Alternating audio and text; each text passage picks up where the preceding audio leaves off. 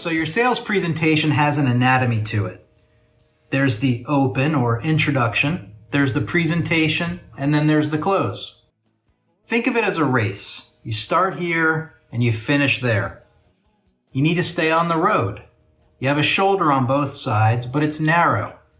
But it's there. The shoulder enables you to veer off the road, chit-chat, personal stuff, talk about whatever you like.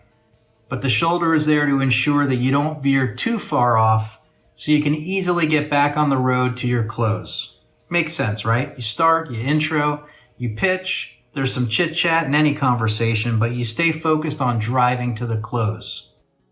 Now, what I really want to get into is a concept called the certainty loop. When you reach the end of your pitch and you go for the close, we always hope they lay down and buy, but we know that that's the exception. And if you refer back to our earlier video and think about that closing statement, which was, I think we should give it a try. And then you zip it, right? What comes next is the objection or objections. But what does that really mean? It means that you've yet to build enough certainty with your prospect. He's not fully certain.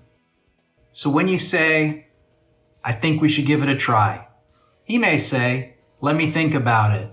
I'll get back to you. I need to talk to so-and-so, etc.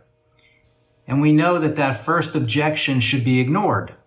But you can't just ignore what they're saying. So here's how to approach it. I hear what you're saying. Let me ask you a question. Do you like the program? And do you see how it will help you? You give them the benefits and you give them the features. And you give them the benefits from the features based on the product, right? But now you need to be ready, like a teacher in school. You need to be ready to assign a grade to their response. As an example, you say, do you like the program? And do you see how it will help you drive more leads, capitalize on Google My Business and all the changes, increase your market share versus the competition? If they give you a one-word answer like, maybe, or a two-word answer like, I guess, or I don't know, well, then maybe that's a grade of 1 or 2. But perhaps they say, no, I really do want to get started. I just need to, and then he refers to his objection.